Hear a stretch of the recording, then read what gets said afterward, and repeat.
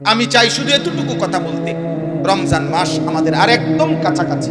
ফেব্রুয়ারি মাসের 17 তারিখ সম্ভাব্য চাঁদ উঠবে, 18 তারিখ রোজা শুরু হবে ইনশাআল্লাহ।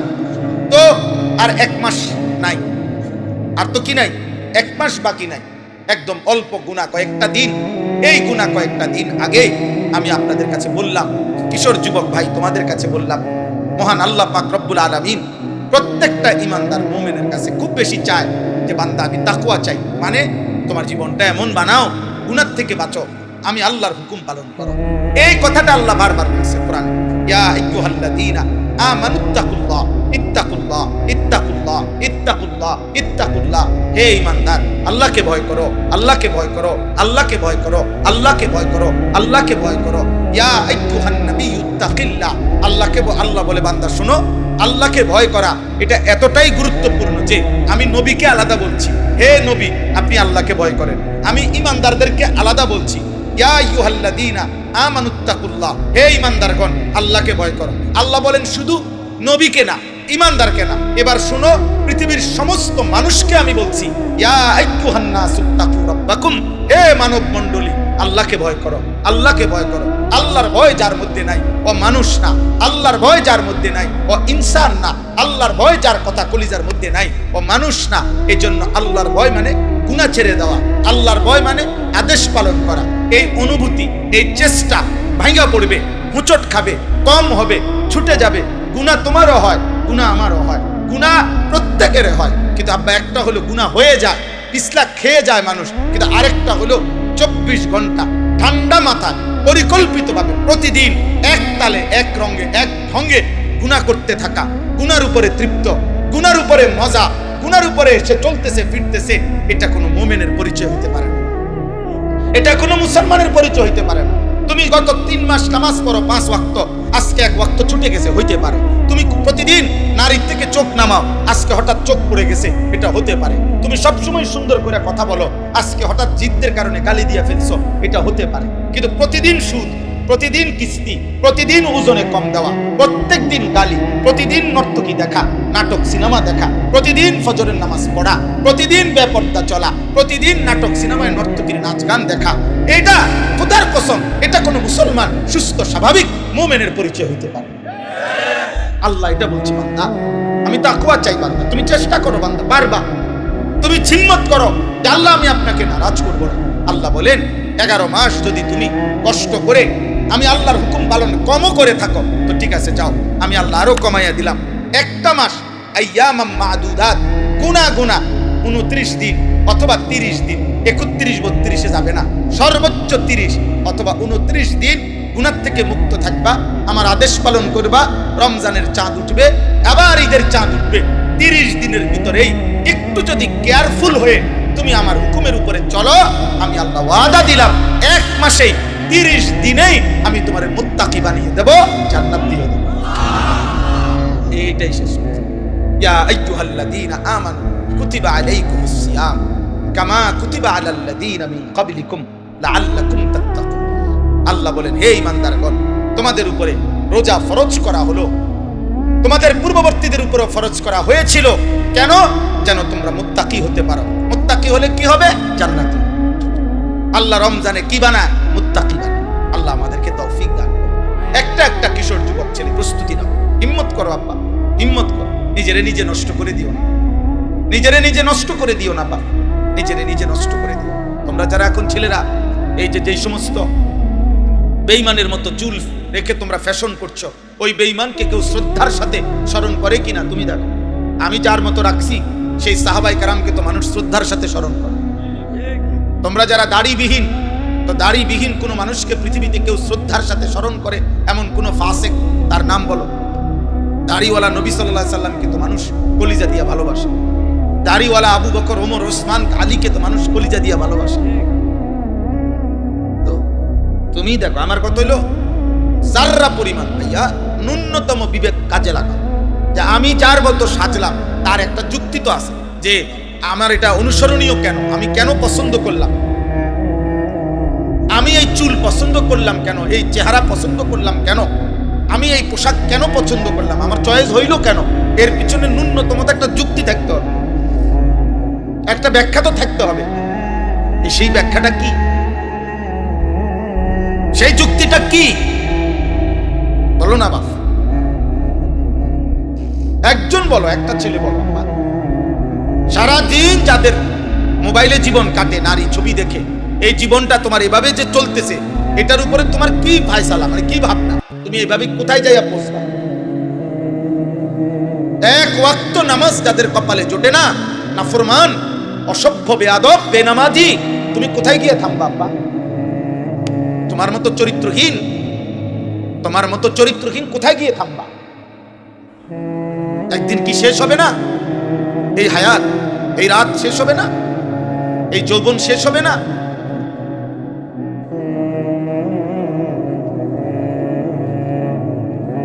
এই জন্য এটা জরুরি।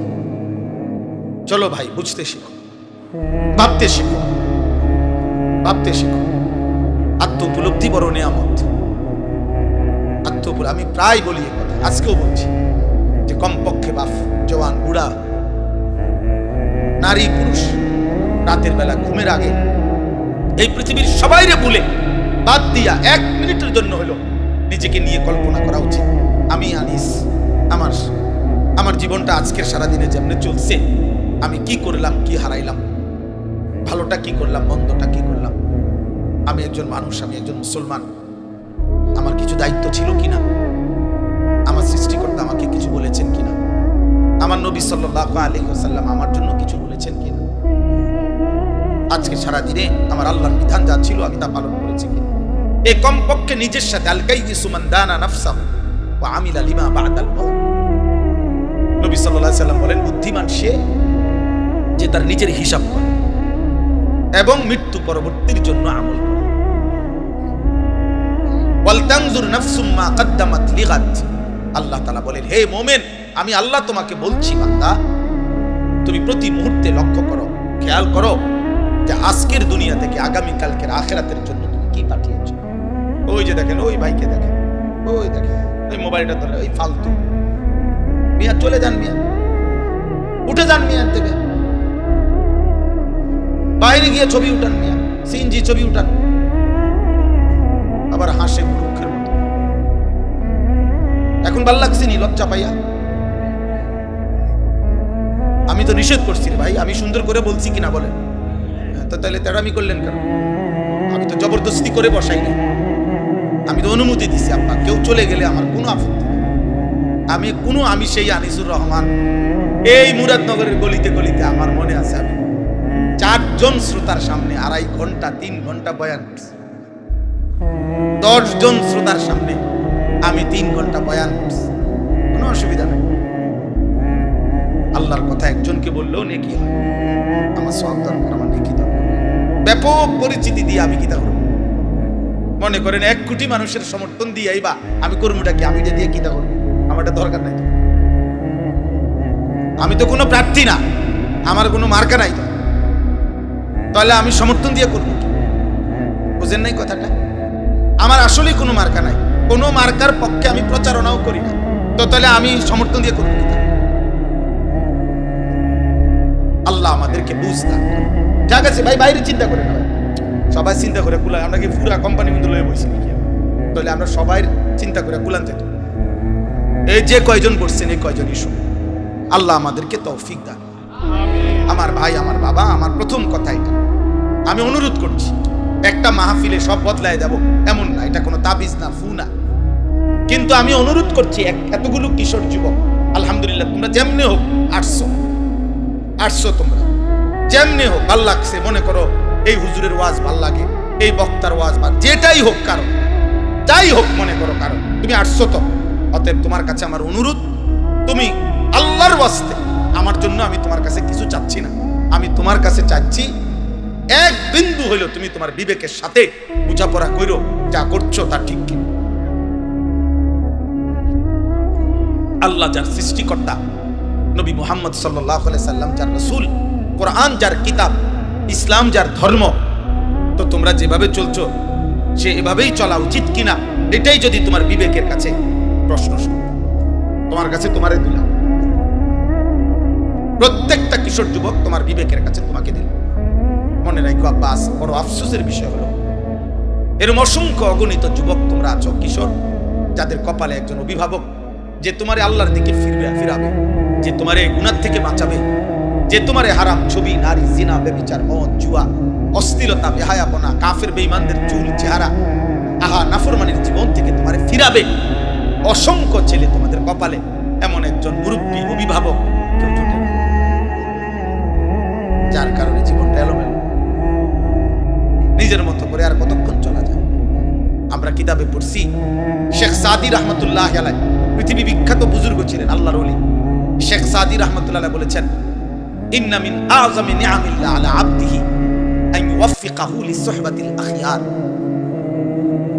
শেখ সাদি রহমতুল্লাহ আলাইহি বলেন, আল্লাহর কোন বান্দার উপরে আল্লাহর একটি শ্রেষ্ঠতম নিয়ামত এটা যে আল্লাহ তাকে একজন নেক বান্দা, আল্লাহর কোন প্রিয় বান্দার সান্নিধ্য দান করেছেন।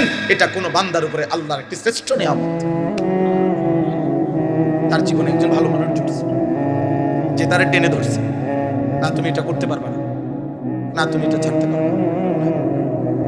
এরকম অসংখ্য বিষয় যে তাকে টেনে ধরে, যে তাকে শুধরায়া দেয়, যে তাকে ঠিক করে দেয়, যে তাকে আল্লাহর পথে আগায় দেয়। এরপরে লিখছে তিনি, ওয়া ইন্না উকুবাতাহু লিআবিদিহি আন ইয়াবতালিয়াহু বিসুহবাতিল আশরার।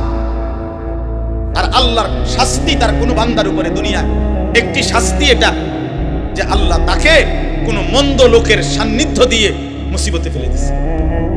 আহারে, তার বন্ধুই হলো চরিত্রহীন, এবার সে বাঁচবে কেন? তার 24 ঘন্টার সঙ্গী বড় মোবাইল, এবার সে বাঁচবে কেন? তাই যার লগে চলে তে সারাক্ষণ বিড়ি খায়, এ ভালো হবে কেন? এ যার সাথে চলে এই অসভ্য, এই মানুষরূপী পশু দাঁড়াইয়া পেশাব করে, তো এ তার থেকে কিছু শিখবে? বুঝো নাই ভাই? না না, ঠিক চিৎকার দাও, তুমি বুঝতে শেখো। আমি সমর্থন চাচ্ছি না, আবারও তো বলছি, আগেই বললাম সমর্থন চাচ্ছি না, তোমার বিবেক চাচ্ছি, অনুভূতি চাইতেছি। আমরা অনুভূতি, আমার ফিকির এটা। মাওলানা ইয়াহিয়া নিশ্চয় বলছে, মাওলানা ইয়াহিয়া, আমরা সারাদিন, সারা বছর, সারা সপ্তাহ কিশোর যুবকদের জন্য আর কি করতে পারি আমাদের সাধ্যমতো মুসলিম কিশোর নওজওয়ানকে গুনাহ থেকে ফেরানো, আল্লাহর দিকে ফিরানো, ওদেরকে পাক না পাক ন্যূনতম প্রয়োজন পরিমাণ ওযু, নামাজ, সূরা, কেরাত, দোয়া, কালাম শেখানোর জন্য আর কি করা যায়, এর জন্য সারাদিন ফিকির করো। ও ফিকির করো, তো আমার ছাত্র, আমার এই সুখ দুঃখের, আমার যে কিশোর যুবকদেরকে নিয়ে কার্যক্রমের মূল সঙ্গী সে। আল্লাহ তাকেও হায়াতে তয়্যিবা আফিয়া দান করে।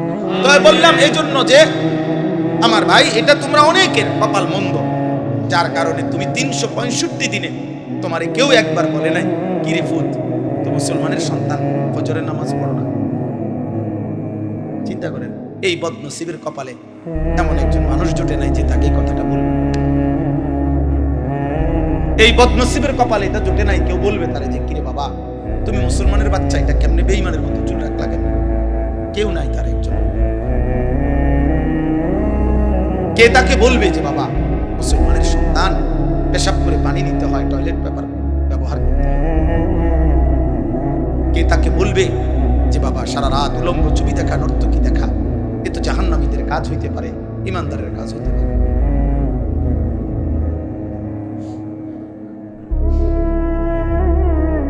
এই জন্য দোস্ত আমার, বন্ধু আমার, উলামায়ে কেরামের সান্নিধ্য গ্রহণ করো, মসজিদের ইমাম সাহেবের সান্নিধ্য গ্রহণ করো, আশেপাশে নেককার আলেমদের আসা যাওয়া করো, জীবনটা বরকত।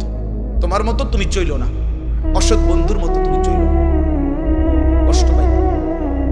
কোরআনুল কারীমের মধ্যে আছে, কিয়ামতের দিন আল্লাহ বলবেন ফেরেশতাদেরকে, উহশুরুল্লাযীনা যালামু ওয়া আযওয়াজাহুম ওয়া মা কানু ইয়াবুদুন মিন দুনিল্লাহ ফাহদুহুম ইলা সিরাতিল জাহিম। কিয়ামতের দিন আল্লাহ বলবে, ফেরেশতারা, হাশরের এই ময়দান থেকে প্রত্যেকটা পাপীকে আরো 2 জন সঙ্গী সহ একসাথ করো, 3 জনকে একসাথ করো, 1 পাপী, 2 ওয়া আযওয়াজাহুম, ওই পাপ কাজটি তার সঙ্গী যে ছিল, যার সঙ্গী হয়ে, যার সঙ্গ নিয়ে সে এই গুনার কাজটা করত, ওরাও একসাথ করো।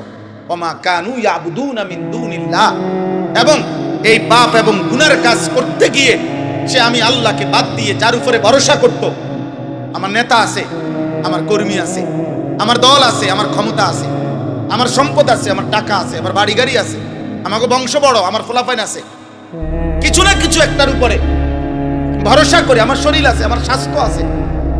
আল্লাহর কসম, প্রত্যেক পাপী, আমি কিংবা তুমি, পাপ করার মুহূর্তে তার একটা না একটা আস্থা আছে কারো উপরে, আল্লাহকে বাদ দিয়া। তাহলে হে নাফরমানি করছে কেন? আল্লাহ বলবেন ফেরেশতাদেরকে ওরও ডাকো, এই তেনো নাফরমানকে একসাথ করো। পাপী, পাপীর সঙ্গী এবং পাপ কাজে সে যার উপরে ভরসা করছে, যার উপরে নির্ভর করছে, আল্লাহ বলবেন ফেরেশতারা তিনটা নাফরমানকে একত্র করে ফাহদুহুম ইলা সিরাতিল জাহিম, জাহান্নামের রাস্তা দেখায় দাও। এজন্য তুমি কারো গুনার নির্ভরশীলতা হইও না, তোমার উপরে ভর করে যেন সে গুনাহ না করে। তুমি কাউরে গুনার রাস্তা আগায় দিও না। মদের আড্ডা, জুয়ার আড্ডা, নারীর আড্ডা, জিনার আড্ডায় তুমি আগায় দিও। আল্লাহ আমাদেরকে মাফ করে দেন। কোরআনুল কারীমের মধ্যে আছে প্রত্যেক পাপী পাপ করার পূর্ব মুহূর্ত পর্যন্ত, ছেলের আব্বা শোনো, প্রত্যেক কবিরা গুনাহ, যে কবিরা গুনাহ করে, শিরিক করে, কুফর করে, মদ, জুয়া, চুরি, ডাকাতি, সুদ, ঘুষ, বেপর্দা, বেহায়া, কিস্তি, হারাম, নারী, ছবি, অশ্লীলতা, গান, বাদ্য, উলঙ্গতা, বেহায়াপনা, আল্লাহর নাফরমানি করে, আল্লাহর কসম কোরআনুল কারীমে সূরা হাশরের মধ্যে আছে প্রত্যেক পাপী পাপ করার পূর্ব মুহূর্ত পর্যন্ত ইবলিস, শয়তান তার সাথে থাকে।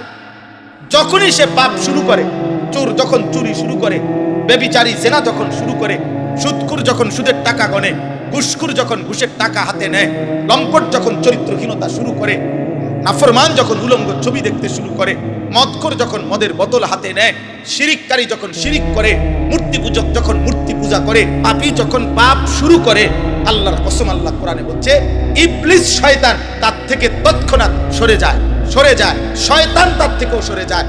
মানুষ তো দূরে থাক, শয়তান পর্যন্ত বলে ইন্নী বারীউম মিনকা, আমি তোর থেকে মুক্ত, ইন্নী আখাফুল্লাহ রাব্বাল আলামিন, আমি বিশ্বাস করি যে পাপের কারণে আযাব আসে, হতে পারে তোর উপরে আযাব আসবে, আর আমি যদি তোর সাথে থাকি ইবলিস, আমি আমার উপরেও আযাব আসবে, এই জন্য আমি তোর থেকে সরে গেলাম, তোর নাফরমানি। কোরআন শরীফের আয়াত। এই জন্য পাপী তুমি এত নিকৃষ্ট যে তোমার শয়তান পর্যন্ত তোমার সাথে থাকে না। জন্য জেনাকার, ব্যভিচারী, অসভ্য, নোংরা ছবি দেখো, উলঙ্গ নাচ দেখো, সুদ খাও, ঘুষ খাও, কিস্তি নাও, হারাম খাও, জেনা করো, ব্যভিচার করো, মদ খাও, জুয়া খেলো, হারাম উপার্জন করো, সন্ত্রাসী করো, চাঁদাবাজি করো, চিন্তাই করো, রাহাজানি করো, আল্লাহর কসম ওই পাপের মুহূর্তে শয়তানও তোর সাথে থাকে না। শয়তান, শয়তান করে তো তোমারে, মানুষ তো তোমার বিয়ে, ইবলিস পর্যন্ত তার সাথে থাকে। ফালাম্মা কাফারা ক্বালা ইন্নী বারীউম